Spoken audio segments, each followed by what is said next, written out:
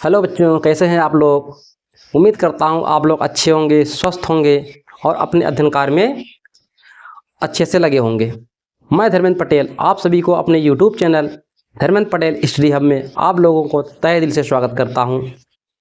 आप लोग से एक गुजारिश है, आप लोग वीडियो को पूरा देखा कीजिए और वीडियो को लाइक, सब्सक्राइब और एक प्यारा सा कमेंट कर दिया करो।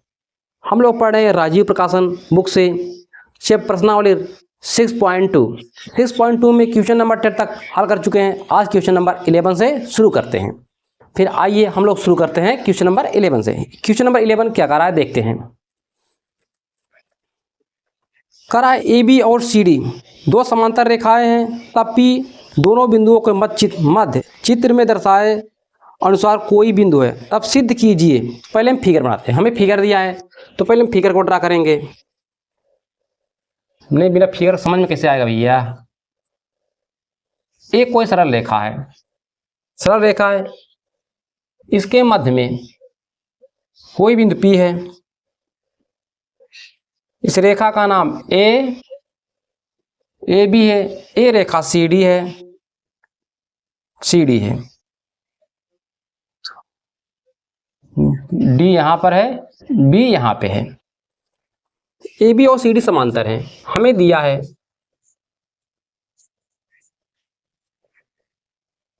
ए बी समांतर सी डी। पी दोनों रेखाओं के मध्य में है बिंदु पी। पी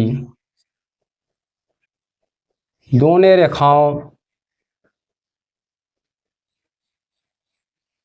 के मध्य में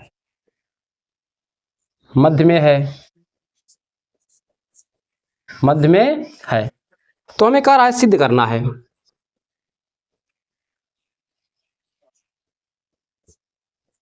सिद्ध करना है, सिद्ध क्या करना है। Angle A B P plus angle C D P बराबर एंगल डी पी बी। हमें सिद्ध करना है। हम लोग हल करेंगे उपपत्ति। अब समझिएगा आप लोग, ए बी और सी डी दो समांतर रेखा है। इस समांतर रेखा के बीच में एक मध्य बिंदु P है, एक मध्य बिंदु P है। इस P से तो हमें कह रहा है ए बी पी अर्थात ए वाला एंगल और सी डी पी अर्थात ए वाला एंगल, इन दोनों एंगलों को जोड़ दिया जाए तो हमारा डी पी बी मतलब ए वाला कोण आएगा। इसका और इसका जोड़ दे, ये वाला कोण आना चाहिए। अब आएगा कैसे, थोड़ा सा पी को हम नीचे लिखते हैं। पी हम बिंदु P से एक रेखा गुजार दें, एक रेखा गुजार दें।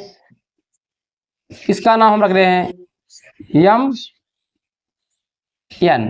एन। तो लिखेंगे रचना में थोड़ा सा, बिंदु P से यम एन एक सरल रेखा खींचा, सरल रेखा खींचा। हमने एक सरल रेखा खींचा। जब इस देखो ए इसके समांतर है, ए इसके समांतर होगा, ए इसके समांतर होगा, समांतर है। तो हम लिखेंगे ए बी समांतर एम एन तथा एम एन समांतर सी डी के समांतर होगा। अब देखो सी डी समांतर है, हमारी ये रेखा इसके समांतर है। तो याद देखो यहाँ पे क्या बन रहा है, जेड है। हमने बताया था अगर ऐसा जेड बने, देखो ये हमारा बी वाला पॉइंट हो जाएगा, ए हो जाएगा, ए पी हो जाएगा, हमारा डी। देखो ए एंगल क्या हो जाएंगे, एक आंतर कोण बन जाएंगे। सेम प्रोसेस में देखो यहाँ से ऐसे आओ, ऐसे आओ, ऐसे, मतलब इस साइड से ऐसे ऐसे। देखो ए एंगल और ए एंगल बराबर होंगे। ये पॉइंट हमारा क्या नाम है, एन पी डी सी। देखो ए भी एकांतर कोण बनेंगे ना। हम लिख सकते हैं कोण A B P equal to कोण A B P equal to कोण बी पी एन। सॉरी यहाँ पर एन होगा, एन बी पी एन। ये क्या हो जाएंगे, एकांतर कोण हो जाएंगे हमारे, एकांतर कोण। सेम प्रोसेस में भी, नीचे वाले में भी, कोण NPD बराबर कोण PDC क्या हो जाएंगे, एकांतर कोण हो जाएंगे, एकांतर कोण हो जाएंगे, एकांतर कोण हो जाएंगे। हम ये वाला कोण और ये कोण को जोड़ देते हैं, जोड़िए उसे, और ये वाला कोण, कोण ABP प्लस कोण CDP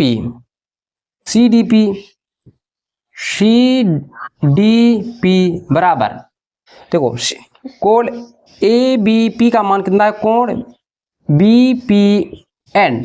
BPN प्लस कोण, इसका मान क्या है, कोण NPD या DPN, कुछ भी लिखो, DPN। अब देखो ABP हमारा तो ये सीधा आ गया, ऐसे रहने दीजिए, ABP प्लस कोण CDP इज इक्वल टू, ये देखो हमारा क्या हो जाए, ये वाला एंगल और ये एंगल दोनों जोड़ देते BPD हो जाएगा, कोण DPB। ये आपको सिद्ध करना था, देखिए hence proved, hence proved.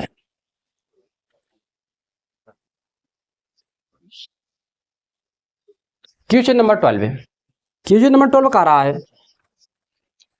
Question number 12, दिए गए चित्र में यदि यल समांतर यम तब यक्स का मान ज्ञात कीजिए। तो चित्र दिया है, चित्र बनाते हैं हम लोग, एक सरल रेखा है, इसका नाम यल है, एक और सरल रेखा है, इसका नाम यम है, एक तिर्यक रेखा है, एक तिर्यक रेखा है, जो बिंदु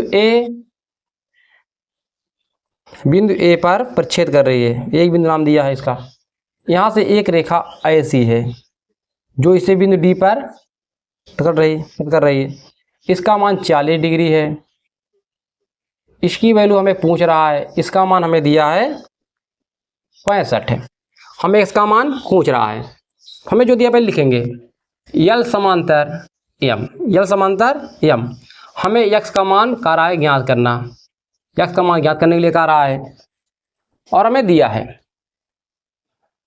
देखो ये कोण सभी का नाम दे दिए, ए इसका नाम बी रख दीजिए क्योंकि काउंट करने में आसान हो जाता है, AB, इसका नाम रख देंगे ओ रख दे रहे हैं। अब देखो इसका नाम P, इसका नाम Q, इसका नाम R, इसका नाम S। अगर PAB देखेंगे, PAB ABS क्या हो जाएंगे, ABD कहो या S कहो, क्या एकांतर कोण हो जाएंगे, कोण PAB 65 डिग्री दिया है हमें, हम लिखेंगे कोण PAB बराबर कोण ABD, ये हमारे क्या हो जाएंगे, एकांतर कोण, एकांतर कोण हो जाएंगे। देखो ऐसे हमने क्या बताया था, Z बन जाए आपका, ये क्या बन जाएगा, Z बन जाएगा, ये हमारा PAB, हमने D लिया तो D लिखेंगे, अब देखो बन गया ना, एकांतर कोण है, अर्थात ये वाला कोण हमारा कितना आएगा 65, तो हम लिखेंगे कोण ABD बराबर 65 डिग्री। अब देखो OBD एक क्या बन रहा है, त्रिभुज बन रहा है, OBD एक त्रिभुज है, त्रिभुज के तीनों अंतःकोणों का योग 180 होता है, तो लिखो कोण B बराबर 65 डिग्री, कोण D बराबर 40 डिग्री, कोण O बराबर फाइंड करना है, तो हम लिखेंगे कोण B प्लस कोण D प्लस कोण O बराबर 180, इसका मान 65, इसका मान 40, इसका मान फाइंड करना है 180 डिग्री। तो कोण ओ बराबर 180 माइनस इन दोनों को ऐड कर इधर कीजिए, ये आएगा 501। तो कोण ओ बराबर आएगा हमारा, घटा देंगे तो आएगा 85 आया। ये वाला एंगल हमारा कितना आया 85। अब देखो ये तिर्यक रेखा है, तिर्यक रेखा भी एक सरल रेखा होती है, तिर्यक रेखा, तिर्यक रेखा है, ये भी क्या होती है एक सरल रेखा है। तो इसे और इसे जोड़ दें कितना हो जाएगा, x प्लस 85 बराबर 180। क्या है, रैखिक युग्म है, रैखिक युग्म है, रैखिक युग्म। तो x की वैल्यू 180 माइनस 85, ओ सॉरी गलत है क्या, यहाँ पे सही सब्ट्रैक्ट नहीं किए थे। अब ठीक है 75, सॉरी यहाँ पे भी करेक्शन कर लीजिए आप लोग। 75 अब यहाँ से हम 75 को सब्ट्रैक्ट करेंगे तो ये आएगा 105, क्यों 180 डिग्री कोण ही होता है 180। एक्स का वैल्यू पूछ रहा था, ये हमारा आंसर हुआ।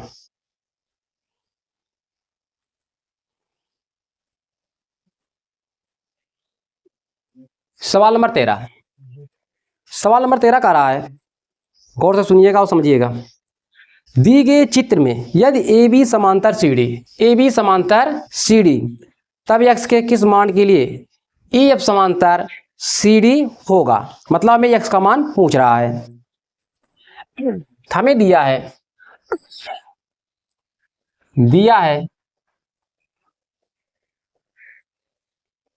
ए बी समांतर सीडी दिया था, हमें एक्स का मान पूछ रहा है, एक्स का मान क्या होगा। एक्स का मान हम देखेंगे हल में, ये क्या बन रहा है ए बी सी, फिर डी तक चले जाओ, यहाँ पे क्या पूरा बनेगा, ऐसे बनाओ, ऐसे ए बी सी डी, ये जो बीच में निकला हुआ है ये 25 डिग्री, ये टोटल कोण इसके बराबर होगा, क्यों एकांतर कोण होगा, टोटल कोण किसके बराबर होगा, इसके बराबर, क्योंकि ये क्या है एकांतर कोण है। तो हम लिखेंगे कोण ए बी सी दिया है हमें पहले 65 डिग्री, 65 लिख लेंगे। कोण A B C equal to कोण बी सी डी, क्या है हमारे एकांतर कोण है, एकांतर कोण है, एकांतर कोण, तो अर्थात कोण बी सी डी भी हमारा क्या हो जाएगा 65 डिग्री हो जाएगा। और कोण बी सी डी में देखो इसे हम निकाल लेते हैं, तो निकालिए, बी सी डी को लिखेंगे कोण बी सी ई प्लस कोण E C D equal to 65 degree हो जाएगा। अर्थात हमें ए वाला कोण और ये वाला कोण काउंट ऐड कर दे तो टोटल कोण 65 के बराबर हो जाएगा।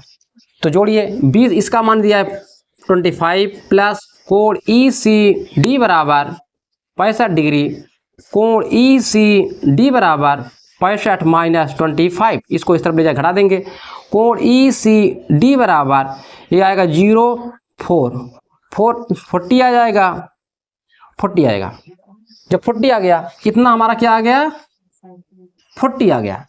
अब हमसे किताब में क्या कर रहा है, एक पॉइंट और देख लेते हैं, एक्स के किस मान के लिए ई एफ समांतर सी डी, अर्थात ई एफ समांतर सी डी, हमें कह रहा है ई एफ समांतर सी डी है, ई एफ समांतर सी डी। अगर ये समांतर रेखा है तो हमारी सी ई क्या हो जाएगी, तिर्यक रेखा हो जाएगी, सी ई तिर्यक रेखा है, तिर्यक रेखा होगी, तिर्यक रेखा होगी तो साअंतः कोण का योग कितना होता है 180 होता है। तो लगाइए कोण ई सी डी प्लस कोण एफ ई सी बराबर 180, क्यों सह अंतः कोण, सह अंतः कोण है, सह अंतः कोण होगा, इसका मान 40 डिग्री, इसका मान हम x का है प्लस 180 वो बराबर 180, तो 180 है तो यहाँ से x का मान आएगा 140 डिग्री। यही मेरा आंसर हुआ।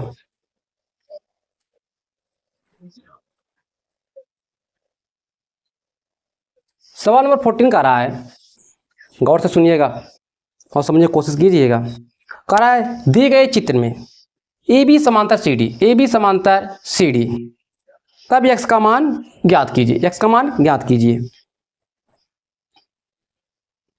और क्या दिया 105, इसका मान दिया है 105 डिग्री 5।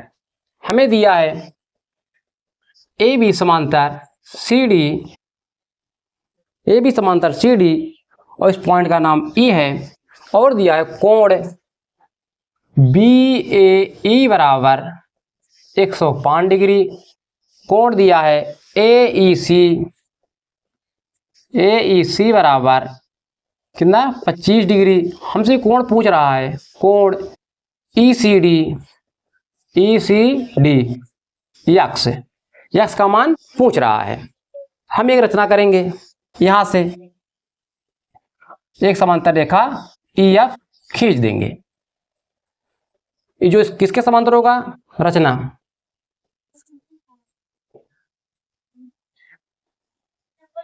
बिंदु ई से एक रेखा एफ तक खींचा, बिंदु ई से एक सरल रेखा ई एफ खींचा जो सी डी समांतर ई एफ है। ए इसके समांतर है, ए इसके समांतर, अर्थात ए इसके समांतर होगा। हम लिख सकते हैं अर्थात ए बी समांतर ई एफ होगा। जब ये होगा हम देखेंगे ए हमारी क्या हो जाएगी, तिर्यक रेखा हो जाएगी। ए ई तिर्यक रेखा है, ए ये हमारी क्या है, तिर्यक रेखा है। अर्थात ये वाला एंगल और ये टोटल एंगल जोड़ दे कितना हो जाए, 180 के बराबर हो जाएगा, क्यों समांतर कोण बनेगा। लिखेंगे कोण बी ए ई प्लस कोण ए ई एफ बराबर 180, क्यों सह अंतः कोण है, सह अंतः कोण है। इसका मान 105 दिया है, इसका मान ए ई इसे 25 प्लस इसका मान लेते हैं y, तो इसे हम लिखेंगे 25 प्लस y बराबर 180। y को रोकिए 180, इन दोनों को ऐड कीजिए तो हो जाएगा 130, कितना 130। तो y की वैल्यू आएगी हमारी 50 डिग्री। जब y का मान 50 आ गया, आप देखोगे यहाँ दिया सी डी समांतर ई, जब बोल रहा हूँ ए बी सी हमारी क्या हो जाएगी, तिर्यक रेखा हो जाएगी। तो लिखिए सी ई एक तिर्यक रेखा है,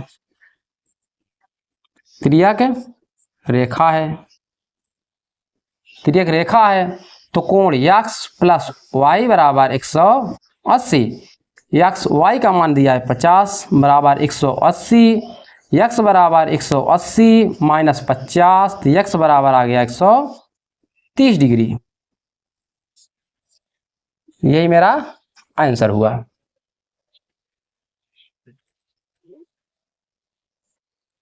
क्वेश्चन नंबर 15 का रहा है, एक तिर्यक रेखा दो समांतर रेखाओं को परिच्छेद करती है। एक तिर्यक रेखा दो समांतर रेखाओं को परिच्छेद करती है, ठीक, रेखाओं को परिच्छेद करती है। अब सिद्ध कीजिए कि संगत कोणों के किस युग्म के समद्विभाजक परस्पर समांतर होते हैं। हमसे एक आ रहा है, दो रेखाएं एक तिर्यक रेखा दोनों को परिच्छेद कर रही है, जो संगत कोण बन रहे हैं, चाहे संगत कोण इस तरफ बनाए चाहे इस तरफ। हमें फिगर दिया है इस तरफ इसका क्या कर रहा है, समद्विभाजक, मतलब ये कोण बराबर होंगे, 1 2 नाम रख रहे हैं, ये बराबर होंगे।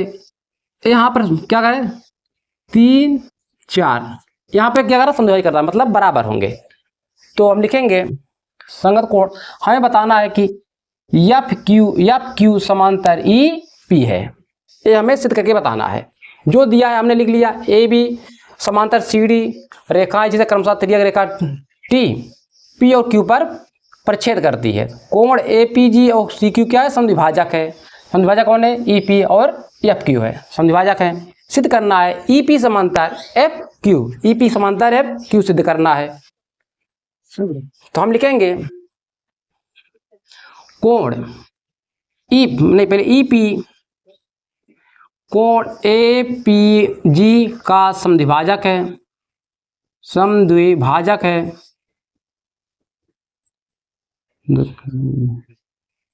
समद्विभाजक है।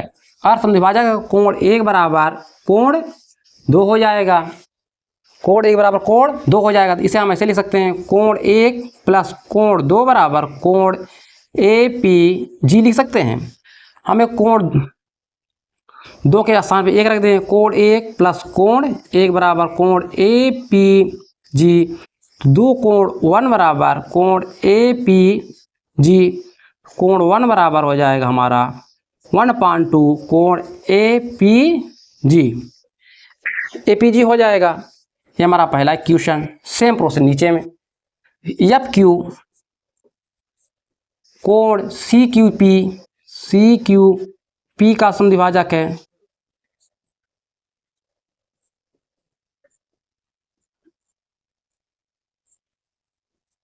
का समद्विभाजक है। जब एक समद्विभाजक है सेम प्रोसेस से लिखेंगे।